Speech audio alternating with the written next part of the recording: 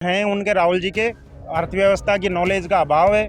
कुछ भी अपने बयानों में कुछ भी उल जुलूल बातें करते रहते हैं। बाकी ये संभव नहीं है। मोदी जी पिछले 10 सालों से बेहतरीन काम कर रहे हैं। ईवीएम जो भी सरकारें विपक्ष में होती हैं वो ईवीएम को दोषी ठहराती हैं। क्या हिमाचल, कर्नाटक और ये तेलंगाना की सरकारें इनका चुनाव ईवीएम से नहीं हुआ था क्या?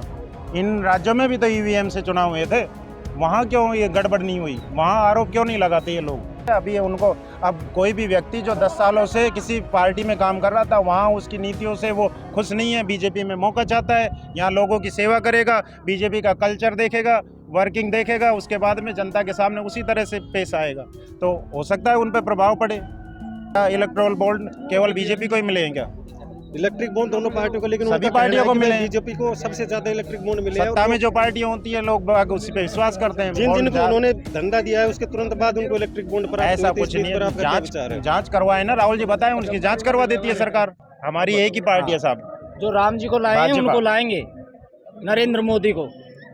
और अपने अमित शाह जी का आज दौरा है, आप पब्लिक आप देख ही रहे हो, अंदाजा आप लगा ही सकते हो। विपक्ष ये कह रहा है कि 2014 के बाद जो है देश के अंदर सबसे ज्यादा बेरोजगारी बढ़ गई है। इस बात पे आप क्या कहना चाहते हैं? विपक्ष का काम आरोप लगाना है साहब। कौन सा विपक्ष के समय में भी 10 साल सरकार रही थी। जो हट गया अगले भाई मैं तो हटा दिया, बीजेपी सरकार आबासूर, अब हम बेरोजगार हैं। और 14 से पहले 10 साल कांग्रेस की सरकारें भी तो रही थी। राहुल गांधी का तो ये कहना है कि अगर मैं सरकार के अंदर आता हूँ तो मैं हर युवा को जो है बीए करते ही, ग्रेजुएशन करते ही उसको रोजगार की गारंटी। पत्रकार महोदय, आप ये पॉसिबल है क्या?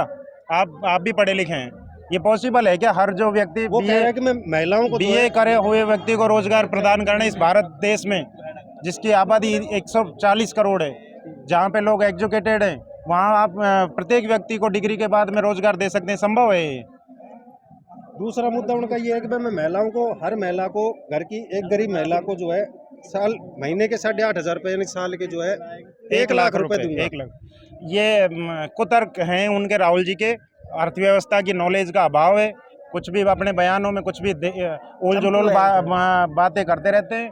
बाकी ये संभव नहीं है। मोदी जी पिछले 10 सालों से बेहतरीन काम कर रहे हैं, जनता खुश है उनके काम से, और सरकार फिर 370 सीटों से ज़्यादा जीतने जा रही है, बहुमत के साथ तीसरी बार प्रधानमंत्री। मोदी सरकार पर सीधा ईवीएम से लेकर आरोप लगाए जाते हैं। ईवीएम जो भी सरकारें विपक्ष में होती हैं वो ईवीएम को दोषी ठहराती हैं। क्या हिमाचल, कर्नाटक और ये तेलंगाना की सरकारें इनका चुनाव ईवीएम से नहीं हुआ था क्या? इन राज्यों में भी तो ईवीएम से चुनाव हुए थे। वहाँ क्यों ये गड़बड़ नहीं हुई? वहाँ आरोप क्यों नहीं लगाते ये लोग? दूसरा सबसे बड़ा मुद्दा ये है कि भाई मोदी जो है धर्म की राजनीति करता है और धर्म का प्रचार करके वो वोट जो है हासिल कर रहा है। ऐसा टोपी पहन के भी तो धर्म की राजनीति होती है। ऐसा कुछ नहीं है। ये जब टोपी पहनते हैं वो भी धर्म की राजनीति है। विरोधियों का आरोप लगा, मोदी जी लड़ रहे हैं तो इसमें गुनाह है क्या? हम बहुसंख्यक है, 85 पॉपुलेशन हमारी है हिंदुओं की। अगर वो हिंदुओं के लिए काम कर रहे हैं तो क्या गलत कर रहे हैं? 70 सालों तक किसी धर्म विशेष के लिए काम नहीं हुआ इस देश में। और जम्मू में प्रताड़ित हो रहे हैं तो हम हो रहे हैं, बहुसंख्यक प्रताड़ित हो रहा है, अल्पसंख्यक कर रहा है। आप ये विरोधियों के ये झांसों में मत आइए पत्रकार महोदय, जनता सब जानती है। दूसरा सबसे बड़ा उनका आरोप है कि भाई मीडिया जो है वो बिक चुकी है पूरी तरीके से। आप भी तो मीडिया से हैं। नहीं, आप भी तो मीडिया से, आप ही दे दीजिए इस सवाल का जवाब। हमसे ज्यादा तो आप दे सकते हैं इस सवाल। उनका नहीं बोलेगा, उनको अच्छा नहीं बताएगा, वो बिक गया, सब कुछ बिक गया। आप भी तो पत्रकार हैं। हम तो पब्लिक के बीच खड़े होकर पब्लिक का रिव्यू ले रहे हैं, वही चीज हम समझाना। पब्लिक अपना ओपिनियन दे रही है, लेकिन आप ये कह रहे हैं कि पत्रकार बिक गए। आप पत्रकार हैं, बताइए आपके कितने दाम लगाए? भाई साहब, मनमोहन सरकार सुना खरीदा गया का तुम? मोदी सरकार बेहतरीन कर रही है, रिपीट करने जा रही है। विरोधियों के पास मुद्दे नहीं है, और मुद्दे ना होने के कारण, 40 से सीटों के नीचे आने के कारण इस तरह की ये बातें कर रहे हैं। मोदी सरकार एक प्रकार से वॉशिंग मशीन हो गई है। विपक्ष के सभी नेताओं को अपनी पार्टी में शामिल करके उनके केस जो है, ऐसा कुछ नहीं होता है पत्रकार महोदय। अभी उनको, अब कोई भी व्यक्ति जो 10 सालों से किसी पार्टी में काम कर रहा था, वहाँ उसकी नीतियों से वो खुश नहीं है, बीजेपी में मौका चाहता है, यहाँ लोगों की सेवा करेगा, बीजेपी का कल्चर देखेगा, वर्किंग देखेगा, उसके बाद में जनता के सामने उसी तरह से पेश आएगा। तो हो सकता है उन पर प्रभाव पड़े। केजरीवाल जैसे नेता को चुनाव से जस्ट पहले जो है उसको जेल के अंदर ये मुद्दा राजनीतिक नहीं है, ये न्यायिक मुद्दा है। माननीय कोर्ट ने उनको सजा दी है, ईडी के पास में सबूत है, कोर्ट लड़े, जमानत लें। चंदा तो धंधा लो, और मोदी सरकार जो है अपने साथियों का, यानी बिजनेसमैन साथियों का जो है सहयोग कर रही है पूरी तरीके से। क्या इलेक्टोरल बॉन्ड केवल बीजेपी को ही मिलेंगे क्या? इलेक्ट्रिक बॉन्ड दोनों पार्टियों को, लेकिन सभी पार्टियों को मिले। बीजेपी को सबसे ज्यादा इलेक्ट्रिक बॉन्ड मिले हैं। सत्ता में जो पार्टियां होती है लोग बाग उसी पे विश्वास करते हैं। जिन और जिनको उन्होंने धंधा दिया है उसके तुरंत बाद उनको इलेक्ट्रिक बॉन्ड प्राप्त ऐसा हुए थे। कुछ इस नहीं पर है। आपका क्या विचार है? जांच करवाए ना, राहुल जी बताएं, उनकी जांच करवा देती है सरकार। उनका तो यहाँ तक कहना है कि भाई कोरोना के अंदर जो दवाइयाँ वितरित हुई है, जो वैक्सीन वितरित हुई है, उनके अंदर भी जो है मोदी सरकार ने घपला किया है। जो आधार पुण्य वाले की जो वैक्सीन बनाने वाली कोवैक्सीन थी, उससे जो है बड़ा चंदा लेकर उन्होंने दवाई को जो है जबरदस्ती वेरीफाई करवाया। देखिए, कोरोना का मैनेजमेंट आपके सामने था सब। जिस तरह से मोदी सरकार ने इस देश को बचाया कोरोना से, विदेशों तक में अपनी कोरोना की वैक्सीन बना के भेजी है। उस समय जो उनको लगा, जिस तरह से उन बचाव किया जा सकता था, जनता का बचाव किया है। रही बाद में बात डोनेशन की, कौन सी पार्टी कौन सी कंपनी किस पार्टी को डोनेशन देती है, ये कंपनी जाने, पार्टियां जाने। अगर किसी को लगता है कि इसमें करप्शन है और बॉन्ड लेने के बाद में, चंदा लेने के बाद में अगर किसी को सीधा मुनाफा पहुंचाया है, तो विपक्ष जाए ना कोर्ट, कार्रवाई करे उनके खिलाफ, दे सबूत। कोर्ट बैठा है, मोदी जी कोर्ट से ऊपर तो है नहीं। 8,000 करोड़ नोटबंदी जो है कांग्रेस को मिले। कांग्रेस जो है नोटबंदी को मोदी की सबसे बड़ी विफलता मानती है, तो इस चीज को आप कैसे देखते हैं? 2016 के बाद में जब नोटबंदी हुई थी, उसके तुरंत बाद 3 महीने बाद यूपी के चुनाव हुए थे।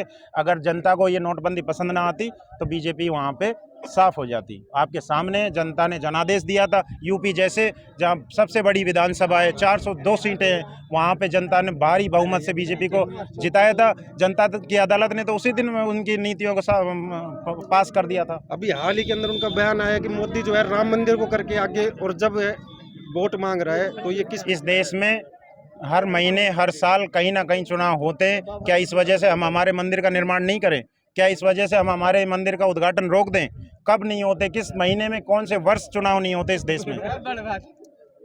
और उन्होंने टाइमिंग कुछ नहीं होते। टाइमिंग तो अब है ना, अप्रैल में करते ना उद्घाटन, क्यों जनवरी में किया? 3 महीने की बातें कौन याद रखता है? समय का कोई उन्होंने विशेष योगदान नहीं देखा। जब उनको लगा, पंडितों की राय थी, जो विशेष मुहूर्त था उसमें उन्होंने उसकी प्राण प्रतिष्ठा की। अब इसको विरोधी कुछ भी कहें, क्यों नहीं किया 2014 से पहले? अपने चुनावी फायदे ले लेते ना कांग्रेस। साल में कर लेते कभी उस भी। दौरान मना था क्या? मोदी जी ने रोका था मंदिर निर्माण से। अगर उनको लगता है तो मंदिर, राम मंदिर जैसे और भी मंदिर है, कृष्ण मंदिर है मथुरा में, करे ना उद्घाटन, चुनाव के टाइम पे करे, ले ला अब कांग्रेस। तो क्या राम मंदिर का मुद्दा इस बार चुनाव में मुद्दा बनेगा वोट के अंदर? देखिए, सनातनी लोग सब पढ़े लिखे समझदार लोग हैं। भारत की जनता पढ़ी है, ऐसा नहीं है कि वो अनपढ़ मूर्ख हैं कि हमें सिर्फ मंदिर से चाहिए। सरकार अच्छे काम कर रही है, इसलिए सरकार के फेवर में। और रही मंदिर की बात, तो अगर सरकार ने मंदिर का काम किया है तो प्रत्येक हिंदू को इस बारे में सोचना भी चाहिए कि अगर जिस व्यक्ति ने हिंदू के बारे में सोचा तो हिंदुओं को उस व्यक्ति के बारे में सोचना चाहिए। मोदी सरकार को आप एक विकास के तौर पे देखते हो, ना कि विकास धर्म जातिवाद के पिछले रूप में? 70 साल 60 साल बनाम 10 साल की सरकारें रही हैं। औसत कर लीजिए, विश्लेषण कर लीजिए। अगर किन्हीं को लगता है, कोई विरोधी को लगता है कि हाँ हमारा विश्लेषण ठीक नहीं है, तो हमारे साथ बैठिए, करते हैं 2-2 बातें, बताते हैं विश्लेषण किस आधार पे होता है। 60 सालों में जो काम नहीं हुआ 10 सालों में हुआ है। कौन सा काम नहीं हुआ मोदी जी ने? धारा 370 नहीं हटी। कांग्रेस की सरकारें थी ना, 70 साल करते ना, क्यों मोदी जी को मौका दिया? क्यों राम मंदिर बनाने का मौका मोदी जी को दिया? नहीं देना चाहिए था। क्यों? लेकिन विपक्ष के पास में कोई काम नहीं था। विपक्ष ने केवल इनको उलझाए रखा, जनता को इसी अंधेरे में रखा।